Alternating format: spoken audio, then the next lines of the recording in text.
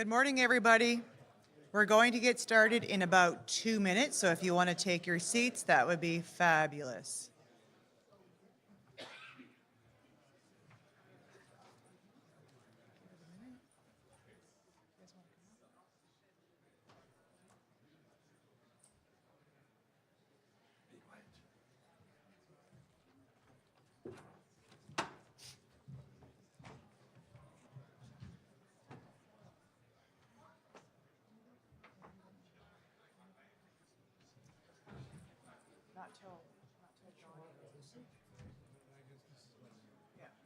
You know what I just found out?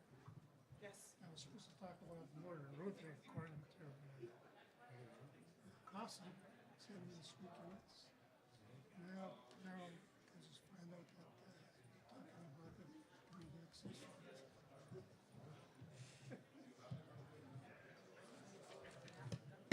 Oops. Bonjour. The Bajamo, Banashis, Dishnakas, the McDodam, Chikchigoning, Donjaba.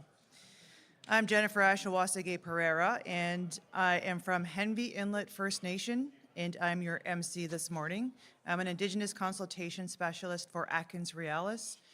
And this morning, we're going to talk about the roads to the north. So there's 3 proposed roads, and you saw the boards at the back in Treaty 9, and that are First Nations led. So Martin Falls First Nation and Webequie First Nation. So they are at 3 different stages. So the Martin Falls Community Access Road has just released their early draft of the environmental assessment and impact statement out to Indigenous communities. So there's a bit of a longer review period there. Webequie Supply Road is just slightly behind them, and then the Northern Road Link is a few years behind both of those. So this morning, we're going to have opening remarks from Gordon Wabos. He's from Webequie First Nation. He sits on the working group for the Northern Road Link. And we also have Lawrence Baxter, who's also on the working group, and he's from Martin Falls First Nation. So these gentlemen are here to provide opening remarks for today. So I'm going to pass the floor right over to those gentlemen, and then we'll have some presentations and a Q&A. All right. Gord, if you would like to start, that would be great. You want to stand up here? Okay. Gord is going to come to the podium.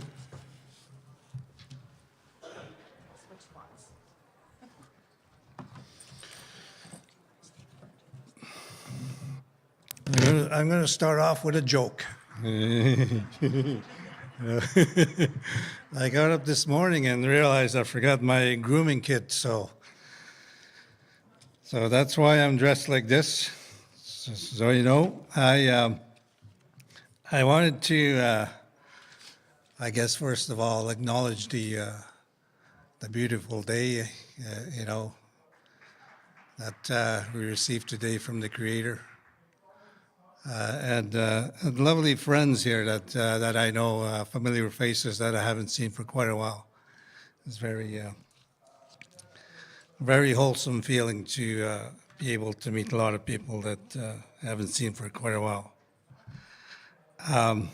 As well as our leadership, acknowledging our leadership, our chiefs, and of course our Grand Chief from the Shabiaska Nation.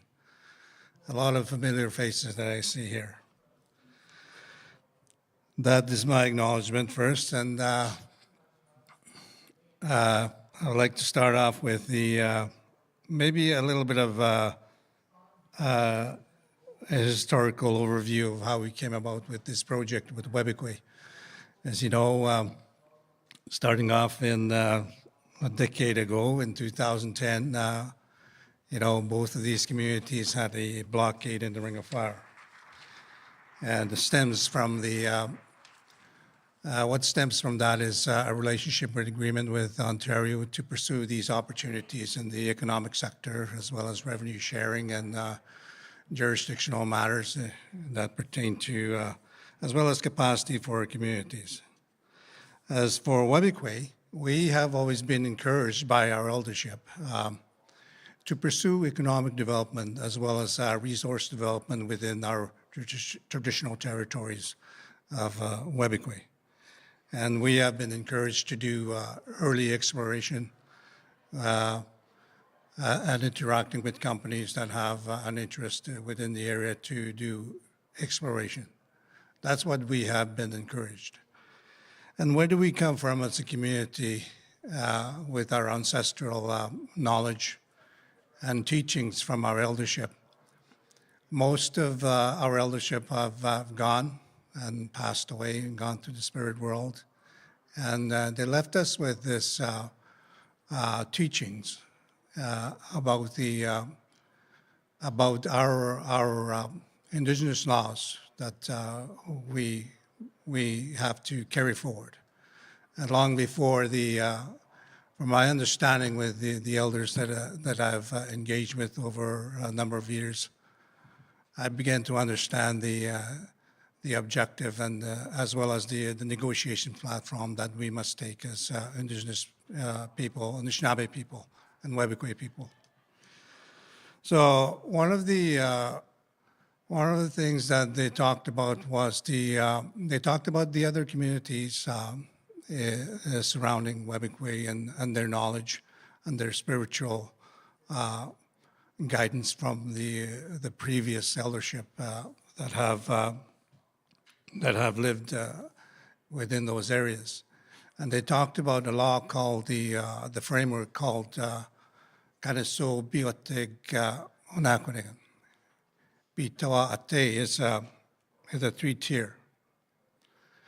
And the first one is the first tier is the centerpiece of the community, which is the well-being of our people. And the second tier is the way and practice our way of life. And the third tier is the economic tier, the relationship tier between our governmental relations with the Canada and the province and the First Nations. And this teaching has existed long before the treaty, since 1905. It's existed. So I pondered on those things. Where do I speak from? And the elders have always taught me, this is where you're going to speak from. So to me, to be able to comprehend that growing up in the community and trying to understand that tier, the 3-tier. So I began to think that this framework is good because it's passed on to generations, and now I'm up here talking about it. So if it's good, then we shouldn't be afraid to pursue these opportunities. And that's why we are, I guess, courageous to take on some projects as proponents. Because I remember this one back in 2014, when along with the other ministers talking about the opportunities that we wanted to be proponents. And we had to do a couple things in order to become that. And we had a community visioning. We've done a lot of comprehensive community planning. We've completed that, well-being pilot projects, land use planning, including on-reserve land use planning. So we looked at all those things, and as well as social economic outlook for our community, and as well as infrastructure. So the idea was that because of the influx of the resource early exploration within our area, that was the objective, was to find something that would allow economic sustainability and growth for the community. One of the principles of the 3rd tier was the subsurface was to help build the community. So when you think about so it's to help build the community means that there has to be something that is substantial to help build the centerpiece of the community. The centerpiece is the community, which is on the federal reserve lands, is what we call it. The elders' teachings about the reserve are not good. They're very grim, and they've always said that the reserve system and the community inside the reserve is not sustainable. So I try to comprehend that as much as possible with our dealings with relationship agreements, renewing relationship agreements with Ontario. How can we better the community through negotiations and stuff like that? As proponents, we were able to secure those objectives in terms of being proponency, and as proponents, you're able to more define the project, where it's going to go, your plans and ideas as well as leading the charge along with your eldership to make sure that you don't to avoid those sensitive areas that the community deems sensitive.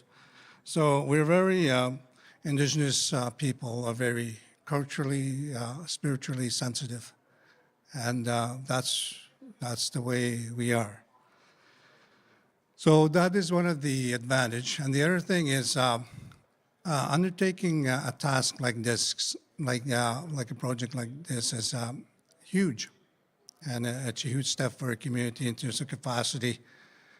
And we've engaged with a lot of corporate institutions that specialize in these areas to be able to partner with them to do the undertaking.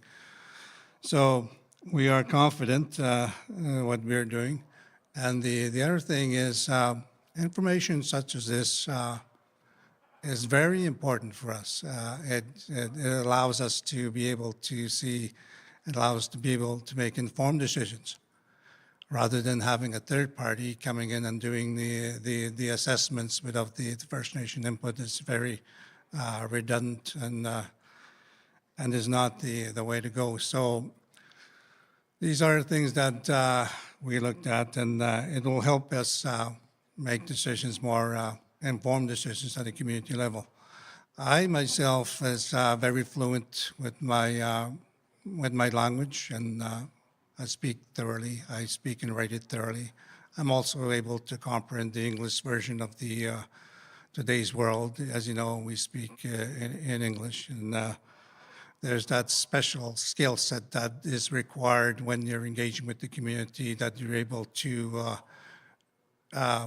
translate and as well as interpret the documents and community sessions that we do. That to me is a specialized skill. I don't see that many people having that skill or being or possess those skills, and that's what I see when the other third parties come to the community.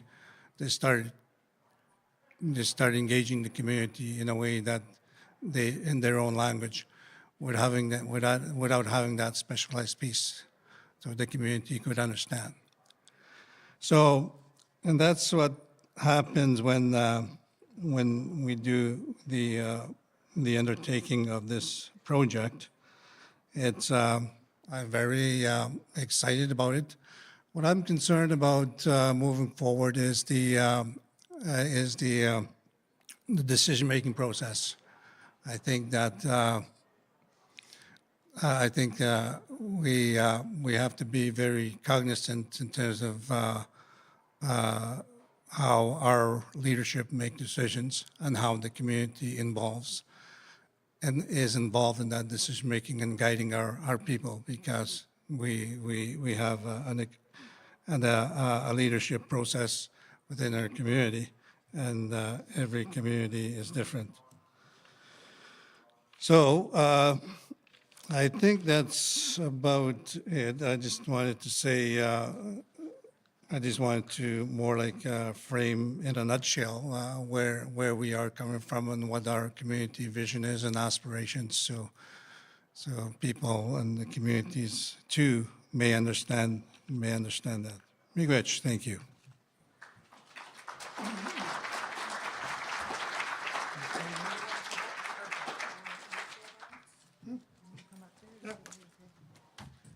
All right. Chimigwech Gord, and now we pass the floor over to Lawrence Baxter. Oops, sorry. Good morning, everyone. Thanks you for coming. I recognize a few faces around here.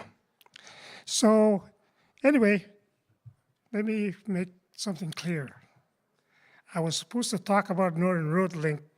That's what I was told. Now I find out I'm going to be talking about the community access road. So I'll try to wing it, So when we started with the Martin Falls Community Access Road, it was way back in 2016, I believe, and around 2017, when the Conservative government came in, they were really gung-ho to try to build this road to the Ring of Fire. And my chief at the time, when he heard that, told the premier and the minister at that time, is that before anything happens, the Ring of Fire, we want a community access road to our community. Because Martin Falls has been after for a road to their community for the last, I would say, 20 years now. They've done many studies over the years, and nothing had gone. So we saw this as an opportunity to get a road to our community. And what happened then is that, we went to the province. I said, okay, we'll consider building a road to the Ring of Fire. However, we want to do the community access road first. So that's what we did. That's where we are. And one of the first thing we did was the process. There is a process, the provincial process that you have to follow, to do any major projects. So that's what we followed. First thing we did is we signed a voluntary agreement, to get the process going. And once that was approved, we developed terms of reference, how we're going to do the studies. And once we got that approved, we developed work plans and, and study plans and all that, taking a look at various, issues in terms of how are we going to protect the environment, and if we do, how do we mitigate those, the degradation that may happen. So, water was one of the biggest concerns that First Nations had. As you know, in Northern Ontario, our First Nations utilize the river systems quite a bit. Basically that's really their root system. That's how they get along. If you want to visit the community upstream, you pack up your boat, go up the river or down the river. That's the way it is. And when they do travel those river systems, they just take their water for drinking right from the river. It's not purified or anything like that. So this is very concerning for people when they hear that development is coming to our area. And and it is concerning when especially if we don't have the information what's going to happen when development comes to the area. So. And this is what we're doing right now. We're doing some baseline studies, taking a look at water, taking a look at, caribou migrations and all that, where the moose are, taking a look at spawning beds, where they are for sturgeon, speckled trout, pickerel, all those. What we did was when we started looking at where the road is going to go, we went to the community members. Here in Martin Falls, that's what this way. In Martin Falls, there's about 6 families in Martin Falls. And those families have various areas where you go trapping, us guys, the Baxter family mostly lives at the Albany River. You know, we're pretty knowledgeable about the Albany River, you know, where the spawning beds are, where the fish are, you know. And if you guys ever come to the Albany River, come and see me, I'll be your guide. I've done a lot of guiding over the years too. I used to run moose hunting trips and all that at the Wabascut River, the Albany River, and all that. So, you know, and what we did is when we trying to find the right location for that road, we went to the communities. We identified where the road was going to go. And when we went to the families, they told us, look, you can't put the road there. So there's spawning beds there, you know. So we had to move the, you know, the area a bit downstream or upstream so that we don't impact those spawning beds. So that is, you know, the concerns that our members have is the, you know, the degradation of the environment, you know.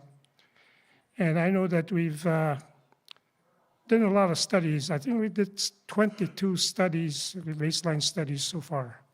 And, you know, the consultants we hired are doing the surveys, you know, collecting data, collecting information. Also, the First Nations information is very critical in this whole process, you know. So we pay attention to a lot of First Nations concern when we take a look at those drafts that we, you know, that come to us, you know, a lot of reading, you know. And I'm not an expert in every field that's, you know, come to across my desk, you know, but I understand about it, you know. My background is really in water, you know, and understand the water system, you know, all that, and you know, so I pay attention very closely to the water quality, you know. Water quality is important too. So groundwater is another one that we pay attention to, you know. So the data that we're going to collect is that really right now is the baseline study. And once the road is built, we're going to continue monitoring the environment, you know, see if there's any changes happening, not just water, but, you know, but peatlands and, you know, and water quantity and all that. You know, we get into some chemical, you know, parameters we're going to be looking at, you know. That's one of the things that people don't realize. You know, they take a look, most of the First Nations take a look at the physical changes, but when you take a look at, you know, the chemicals that we analyze, you know, it tells you a story, you know.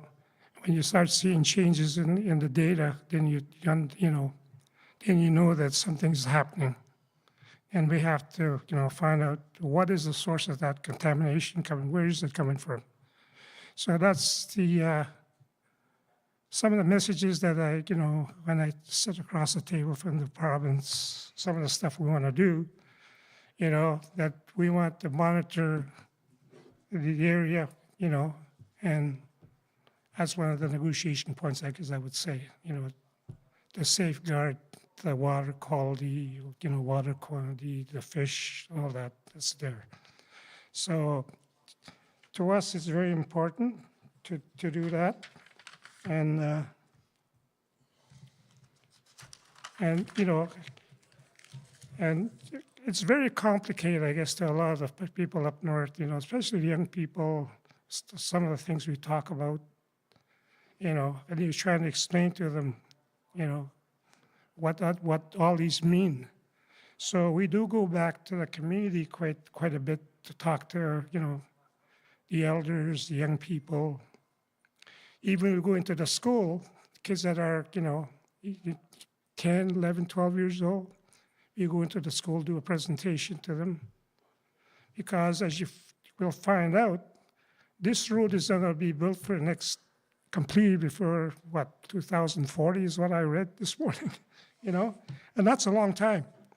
And, you know, so when you talk to these little, these kids, I tell them, you know, you're going to be sitting here where I'm sitting 15 years from now, So, you tell them, I said, look, try to get a good education, get a good education. So, and that's something that I think that the young people see that there's change coming. I think a lot of them are excited, and I know yesterday somebody mentioned that, once we build a road and we have access to, to big cities and all that, So that's, and, these young people are very excited talking about that. They understand that the road is coming, So we try to go there at 3 or 4 times a year at various communities, But it is, a challenge when you live in a remote area, in terms of getting information. Sometimes even when you go to visit the communities, there's always a weather problem, can't get there when you want to be there. So, but I think by having a road to a community, people have easy access to, medical help, all that. And, Chief Eli Monias, the former chief, the chief for a long time, and he was supposed to get he had a medical appointment in Thunder Bay. And he was the only one that was going to come out from Martin Falls, and the airplane didn't show up. And he missed his appointment. This one was canceled. He couldn't get another appointment for quite some time. While he was waiting for an appointment, he had a stroke. So those are some of the challenges that we have, flying in, all that, and, as the weather doesn't always agree with you, So I think with that, I'm going to quit there and let the Cossum, I guess, is going to do the presentation on the community access road. So it'll go into more detail what our timelines are. So thank you for listening.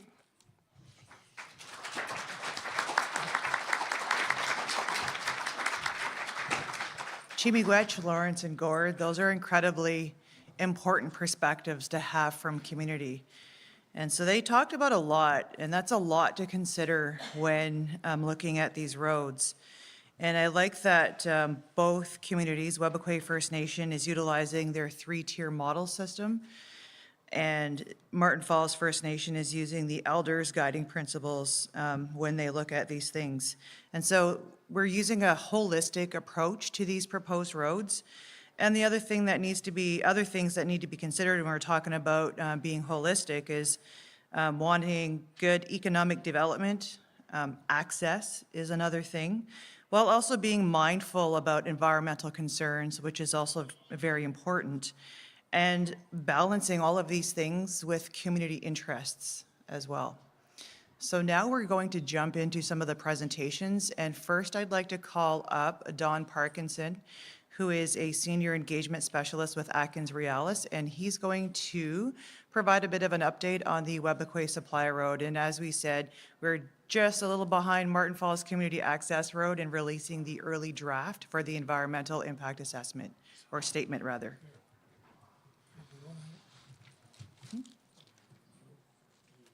Yep. Oh, you can. Okay. Did you want to do a few words, or? No. Oh, you just want it out?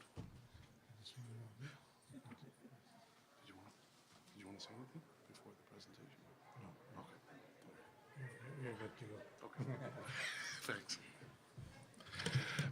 Good morning, everyone. I'm just going to do a brief project update where we are now. We're almost at, as Jen mentioned earlier, at the same stage the Martin Falls Community Access Road is. We're just a few weeks behind. So I'm just going to take you through where we are now and where we're going in the future.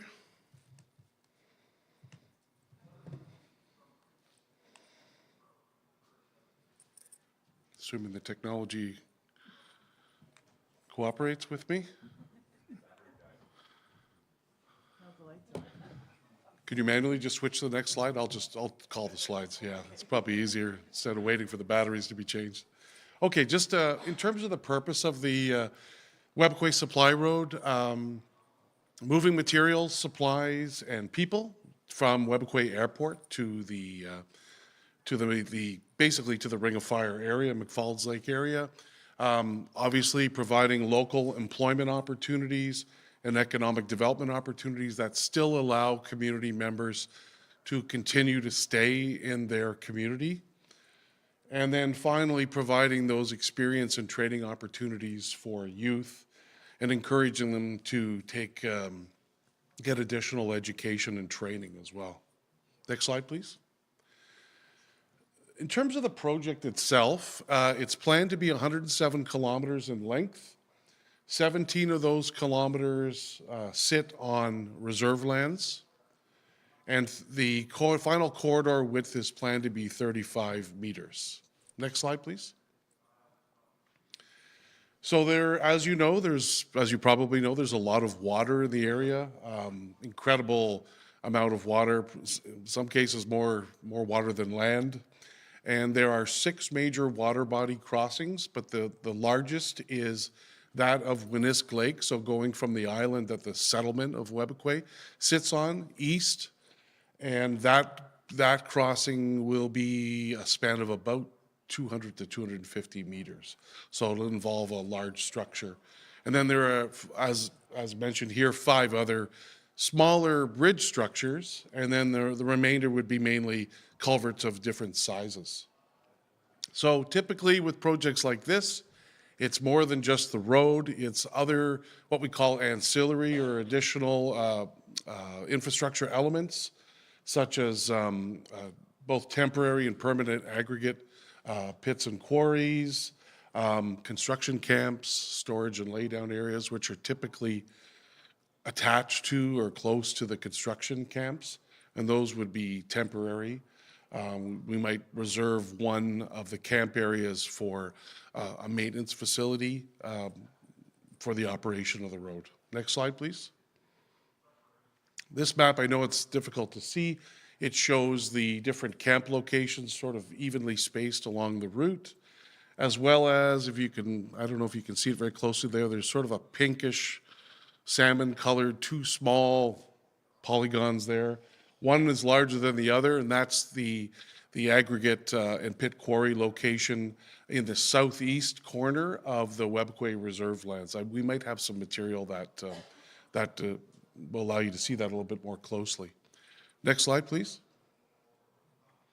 So this is one of 3 all-season road projects that are currently in the environmental assessment process. The Webquay Supply Road is the northernmost one, extending from, as I mentioned, the airport to the McFalls Lake area east of the Mukotai River, where it would then connect with the planned northern end of the Northern Road Link, which then extends down and would meet with the Martin Falls Community Access Road, which then extends further south to 2 roads, resource roads that would be upgraded, and then ultimately to the provincial highway network. Next slide, please. So we're doing a individual environmental assessment and federal impact assessment. This is a separate process from the federal regional assessment. That process we feed into with project information, but it's a completely separate process. Next slide, please. We have been doing this project for about 7 years now, and we decided early in the game to approach it from a different point of view, try to be innovative in how we engaged and consulted with community members. So we've tried a number of different techniques. Many of the community members weren't very familiar with the impact assessment or environmental assessment process. So we decided that we would focus on, to a large extent, on education about the process and the work that's done in the course of doing the environmental assessments and impact assessments. So as a result, we've done a bunch of different things. We have a website with a significant amount of information on it. We have project notices. And of course, the in-person meetings, virtual meetings, but we've also done what we think are innovative things like radio shows on the Wabate Radio Network, which we call, Jen, my co-host, we call infotainment or edutainment, to try to engage community members in a maybe a little bit less serious way, to try to make it interesting for them. And we feel based on our of the feedback we've gotten from community members that this has helped, because when we get questions from community members each time we go up to visit various communities, they're very informed questions, so we like to think that maybe we've helped contribute to that, that knowledge base. Next slide, please. So we've had a lot of feedback over 7 years, as you can imagine. There was a lot of feedback prior to the terms of reference being finalized, and we've grouped that feedback into a bunch of different themes. One of the top themes, and it's probably it's really out of our scope, but it's an important theme. Having done road projects for over 10 years, this is one that tends to come up on a regular basis for good reason, and that's road ownership and policing. Because of course, there's a concern that there would be more access from the south and a lot of negative things coming from that as well. And so this is one that's currently, I think, being discussed, but it's one that's been brought up a number of times. Cumulative effects is another one that's been brought up, understandably. And commercial job opportunities come up regularly, which is good. We can provide good news on that front. There will be lots of opportunities, both commercial and employment opportunities. Downriver water quality, particularly from those communities on the receiving waters on the coast. That's been brought up by those communities in particular. Climate change is a big one. It's a huge one that we have to consider, obviously, is in doing this work. Webquay itself has discussed the concept of selling gravel and rock to build the road as a commercial opportunity. Treaty rights, of course. And then the last one, which is tied into the first one that I talked about, is worries about more drugs and alcohol getting into communities. So that road ownership and policing is an extremely important topic that that is going to be explored over the next little while. Next slide, please. So where are we now? Well, we're, as I said, almost where the Martin Falls Community Access Road is. We are now in the process of finalizing our draft environmental assessment report and impact statement. And when we do release it, we will be providing it to communities for 60 days, Indigenous communities for 60 days, sort of an advance release. And then there will be a 60-day period to the general public and stakeholders as well. And then, of course, Indigenous communities can continue their review. And then what we're trying to do as part of this is, as an extension of our efforts to try to help community members, walk with us through this work, is we're going to release, if we can go to the next slide, please. We're going to, that's okay, we'll go with that. We're going to release a plain language summary, which will, so you can imagine the actual environmental assessment report is well over 1,000 pages with appendices, massive document. So what we're trying to do is develop a plain language summary. Just to give you an idea, taking those thousands of pages and boiling them down to 40 to 50 pages, which is challenging. But in doing that, we also want to get it into plain language in a way that it can be translated to Oji Cree and Cree, which is not an easy task, because those languages aren't always set up to translate a lot of the words that we use, particularly in technical documents. So we're in the process of doing that right now, and we'll release them both at the same time, so the plain language document can be used as a guide to navigate the main document. So in terms of the decision-making process at the Ontario level, it will go to the minister ultimately with an approval of the project with conditions, or a refusal to approve the project. And then on the Canada side, very similar approach going to the minister, governor, and council. But most importantly, Webequie has to provide their own input on the project. They have to make their own decision as to whether the project should go ahead. So they have been for many years, even before this project, but will continue to discuss this project and then render a final decision as to whether it should go ahead. Next slide, please. So after approval, the work doesn't stop there. There's a lot of oversight that occurs. There's a lot of other permits that are required. And then there's approval monitoring. So if we can go to the next slide, we have two different types of monitoring that go on.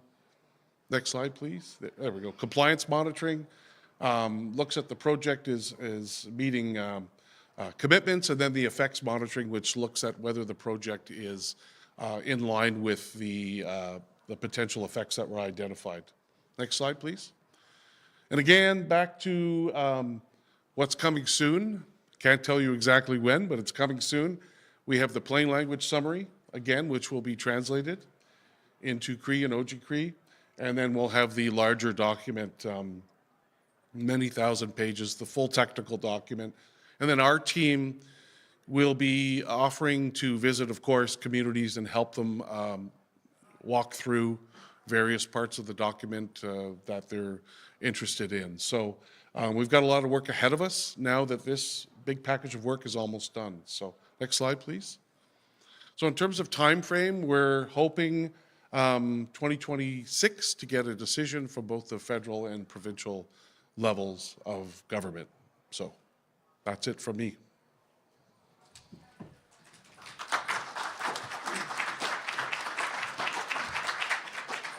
Miigwech Don, and I'd like to call up Qasim Sadiq to the front, and he's going to give you an update on the Martin Falls Community Access Road and also talk about that early review draft period and how important it is to provide a little bit more time for Indigenous communities to review the draft environmental assessment report and impact statement.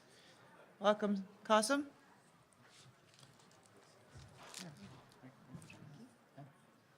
Great. Thank you so much, Jennifer. Okay, do we have this? Yes, we do. Okay. Just going to see if the clicker is working. And yes, it is. Great. Fantastic. Good morning, everyone. Thank you, Jennifer, for the introduction. My name is Qasim Sadiq. I am an advisor to Martin Falls First Nation and also responsible on behalf of the First Nation for the Community Access Road. I want to welcome all the familiar faces I see in the audience. Want to thank Grand Chief Fiddler for joining us this morning as well. Want to recognize Chief Bruce Atchney Paniscum and Chief Cornelius Wabas who have joined us as well this morning. Thank you, Chiefs. And want to thank Lawrence Baxter and Gordon Wabas for opening remarks to get us going in a good way. So just want to provide a quick update on the Community Access Road. That's really, in addition to Webequie Supply Road, one of the main events that we want to highlight at PDAC 2025, that the draft reports are coming. Lawrence talked about the initial days of the project that we really started this conversation, the planning part of the conversation in 2016. So the formal process sort of started in 2018, 2019. And we've had a number of years to sort of pre-plan the project, have community-level conversations, have conversations with neighboring nations, collect a remarkable amount of data on the project. This is by far the single largest baseline data collection effort in this part of the province that has ever taken place. So it's a very significant undertaking for the First Nations. And they've done it to enable, direct community-level participation, oversight, and informed decision-making. So I'm very sort of glad to say that we've gotten to a point where we are finally releasing the draft documents, and we have a preferred corridor that the nation has selected through this planning process. So before I get started, I want to recognize that the team's also here. We're joined by, of course, Lawrence Baxter, who you heard from. We're also joined by Bob Baxter, who is a member of council, but also since the beginning of the project, a senior community member advisor.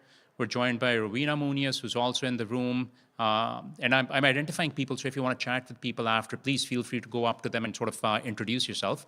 Rowena is a Martin Falls community coordinator, helping us coordinate consultation and engagement with the nation. And then in addition to that, you've got myself, Jennifer Bruin, who's a technical advisor on the project, part of the project team. Joanne Wang is joining us as a senior environmental assessment support individual from AECOM. If you want to have technical conversations, we can absolutely do that as well. And then we're joined by Nikki Angelis on the consultation team. If you're interested in follow-up conversations, we can absolutely schedule those as well.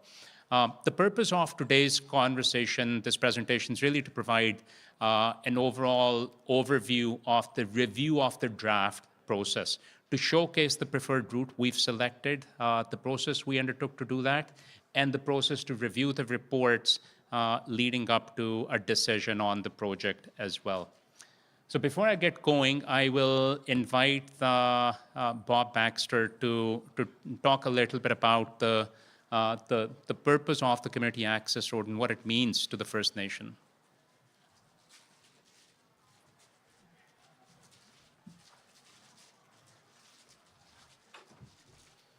Thank you.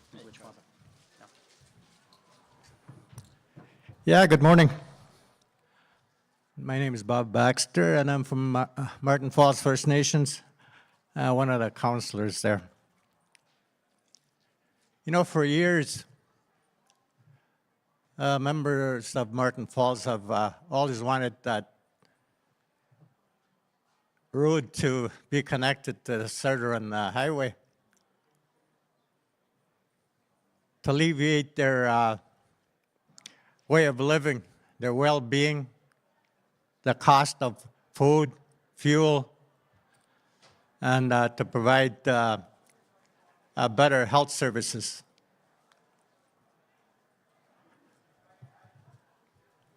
And we've looked at 30 years. We've been looking at the best alternatives to do that. As one of our counselors put it one time, he says, the first route we did was by, I think it was by snowshoes to go to the main railway lines. And after that, snow machines came. And he says that didn't, it was good, but that didn't turn out too good, he says, because most of the time we had passengers in our sleighs, and we'd look back and find that we don't have a sleigh anymore. We dropped it somewhere along with our passengers, so that didn't turn out too well. And then came the tractor trains. We used the tractor trains, the bulldozers with the big sleighs behind us and behind them, and with all the supplies and stuff like that. Of course, that was a slow process. You know, you see how fast those tractors move when you see them crawling along. So it took them a while to get to their destinations. And now we went to the winter roads. And they're working fine, except for the climate change that we're seeing all around us. That window of opportunity seems to lessen every year. Ours, for instance, usually started in January, but we see it now just opened up there last week. I think it was about a week and a half ago. So it's getting later and later. So it's so crucial to have this, for us anyway, this all-season road to our community. And of course, there's always negative, positive feedback from our members too. Like the older generation are used to their ways, and like the status quo. And some of my, give an example is just some of my, doing these interviews with the youth, and and the members of our community, they used to usually come back to me and say, you had your days, you trapped, but we're not trappers. We don't trap anymore. We want our freedom, that freedom to go in and out when we please from our community instead of being stuck, just waiting for airplanes or for the winter road, which I can understand. Because living in Thunder Bay now and sometimes going back to the community, I can't come out when I want to come out sometimes because unless you're charter, the passenger planes are either booked or due to weather, they don't come that day. Sometimes this causes mental stress on a lot of people. And this is where I asked one member from a remote community that just got their all-season access route recently, and one of the things he saw to change in the people is their mental state. Because once they had that freedom of going out whenever they wanted to, that mental stress that they had of how to get out and stuff like that seemed to have lifted and created a better well-being for their community. And I hope that this change will bring that to our community. And like I said, it's crucial for us to have that, and I hope we can, that can be achieved in the next few years for our community members. When I see the community members, especially this time of the year, when the winter roads open, they're all happy.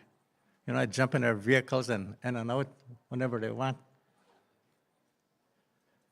And that shows me that if they had a winter road, an all-season road, that it'd be a great benefit for them. Amigoch.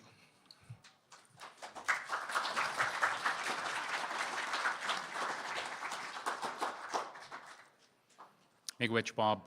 Thank you so much for walking the audience through that and the importance of the community access road to the nation. So just a few key features of what the road looks like. It will be up 190 kilometers in length, approximately, 2-lane gravel road. And then it will include for the construction part, we need quarries, borrow areas, aggregate pits. We need construction camps, access roads as part of the infrastructure. So the environmental assessment, impact assessment report explains all of that. So how did we get to the preferred route? We started with community level conversations that I think both Lawrence and Bob talked about in Martin Falls. So as an Indigenous proponent, one of the most important things to Martin Falls was the community's knowledge. Indigenous knowledge, the protection of the sacred sites, the protection of values, sites that were very important to the community. So collecting that information, not just from Martin Falls, but neighboring nations, was essential to the planning process. Then we conducted studies around 4 other study areas. So there is a number of different technical reports within each, but for the study areas, we've got water, land, people, and lastly, engineering and cost. So this is the type of information that we collected over a number of years and in a number of field seasons as well. To get to a preferred, we started with 4 different alternatives initially. Very quickly, as the process launched, the community decided that 2 of those alternatives were a no-go. So even at the start of the process, we explained why we were no longer considering those, because the community had decided we'd never built them. So why go through that assessment process when we know we've got this decision at the nation level? So as we went through the process, we explained that in our documentation that we're no longer proceeding with that alternative 1 and 4 are the 2 alternatives we will be considering for development in the future. Each of those corridors were about 5 kilometers in length, but we ended up with 3 different segments where the choice existed. So on the southern portion, we had the Agoki crossing, then in segment 2, we had the Albany crossing, and then going into the community as we go east, we had to choose between 2 different alternatives as well. And that process of comparing the segments led to a preferred route. So that involved collecting all the data, finishing the baseline studies, conducting the engineering studies up to 30% for this phase of the project, and then having those conversations at the nation level, at the community level, consulting with all the different nations around us as well. Initially, there was a decision there was a recommendation from the technical team to consider a slightly different corridor. Through further engagement and conversations and direct direction from the nation, we fine-tuned it, and we decided on a slightly different crossing on the Albany. So I'm talking about that just to give people a sense that this is an iterative process. We got here through that.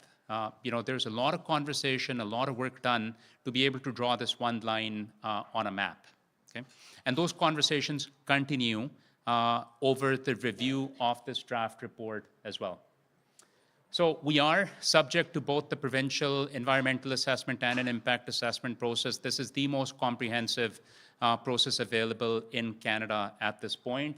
The draft report that is being released to Indigenous communities at the moment is sort of 3 different things. In addition to the draft report, we've also developed plain language summaries to make the reports very accessible for anyone interested in being able to read and go over the findings of the entire report in a relatively quick manner. We've got the draft technical reports. If you're interested in one particular discipline and you want to really sort of dig deep, you've got the ability to do that. And then we've got a draft record of consultation and engagement with interested persons associated with the release of the draft. Now, the draft became available on the 18th of February to Indigenous nations for a total of 120 days. To the general public, from our side at least, the draft's becoming available on the 22nd of April for 60 days. Now, in the first 60 days, our team will only be having conversations with Indigenous nations. If, as members of the public, government regulators, there's an interest to chat with the study team, we'd absolutely do that, but after the 22nd of April. So we've got that sort of dedicated, protected time for neighboring communities. So the process really started with delivering the draft report to Martin Falls on the 12th. That picture shows the study team with a single copy of the draft as it exists right now. So the draft is very significant. It's a couple of thousand pages. And it's a significant effort just to review it. That's why to make it accessible, we've come up with those summaries. So you've got the entire sort of gamut of being able to read the summaries to that entire report available if that's of interest. So in terms of the review process, we've got that timeline in black in the middle. I talked about the 18th of February as the release date for Indigenous communities. To Indigenous communities, the report is available for 120 days. On the 22nd of April, the same report becomes available to members of the public for 60 days. The last day for the review period is the 23rd of June, 2025. Then, as we continue through the process, the consultation and engagement we do during this time, we will include that in our draft record of consultation for Indigenous communities, which will come out later in the summer. We expect significant feedback. On the draft door, we had a few thousand comments. If we get a few thousand comments on a significant report, that will take us a number of months to incorporate those pieces of feedback into the draft report. So we expect the final to come out either in the fall or winter of this year. So a few months will be required to make those changes. So really, the conversation continues for now. If you haven't had a chance to talk to us in the past, if you haven't had a chance to look at what we're doing and you have an interest in it, by all means, we still have an opportunity to talk about what are we doing? How are we doing it? And if anything doesn't sound right and you've got feedback for us, we've got the opportunity and ability to sort of make those changes as we proceed. There will be additional opportunities for consultation and engagement as we go forward. We're planning an open house in Geraldton and Thunder Bay this spring. The review period continues till the 23rd of June. The entire team's available for direct individual conversations during that period. And then, of course, the final comes out later on for a formal review. I did want to highlight that this is a voluntary process. This is not a required review. Once the final is submitted, the regulators will also lead their own review process at that stage. So you've got the opportunity right now for a review of the draft, and then once we submit the final, there will be another review process that the regulators undertake. And if there's an interest in following up, our contact information is available up there. Okay, thank you. Good job, awesome. Chimigwech Kossam. So we've heard the important perspectives from Webequie and Martin Falls First Nations today, and yesterday we also heard from leadership. And on both days, we had project updates from our technical experts. So it was very well-rounded with respect to providing you with information. And I understand, as Kossam had said, we're going to be busy over the next little while. We're going to have teams on standby for that early review process, so people can provide their feedback, or if they want anything clarified from any of those chapters. So that's pretty important information right there. So we are going to open the floor now for questions. If anybody has any questions, there's a microphone right here in the middle of the aisle. And if you don't have any questions, I guess we've done our job very well. Do we have any questions? No? All right, we are going to be here until 4 o'clock today. So Kossam pointed out some of the other members of Martin Falls First Nations.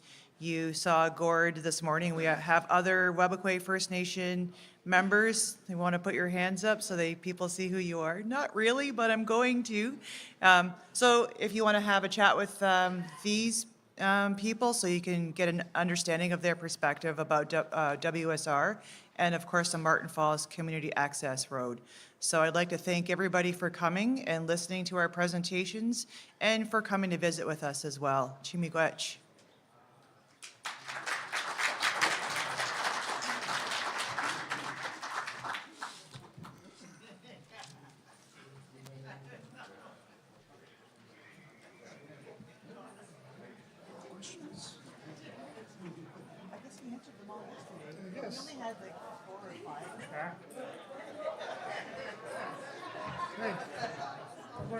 Thank you.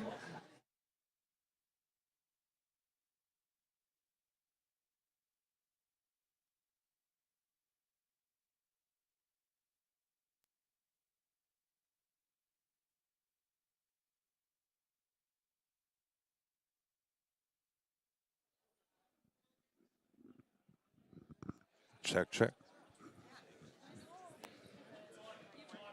Yeah.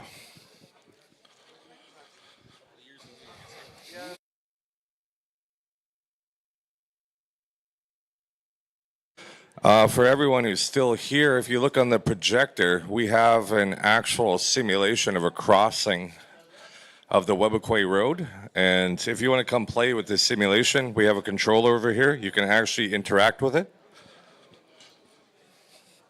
Here, Don, can you hold the mic for a second while I... Do you want to narrate? So see here, we are actually using LiDAR-based data for this, and this is what an actual crossing on the Webequie First Nation territory will look like. And this is modeled after real data. Except for me jumping in the water, yeah, that's probably won't. But this is the actual, what an actual crossing of the Webequie Road will look like. We modeled in snow and a weather system, and it's actually using the sun where it would be in this territory. And here you go. This is what an actual crossing on the Webequie Road would look like. Here's the bridge. You can take a look. If you want to come play with it, there's a controller over here. Leonard Beaver, come play with this. Come play with a road on your territory.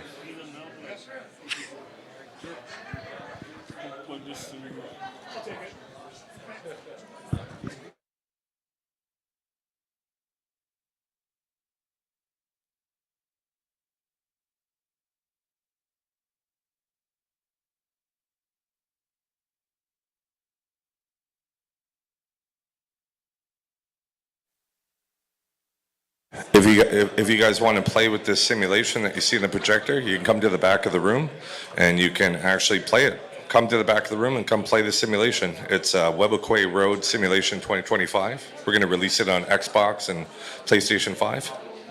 I'm just joking. Maybe we will, I don't know. And we actually have Webequay Councillor Leonard Beaver playing a simulation of a road crossing on his territory. That's crazy.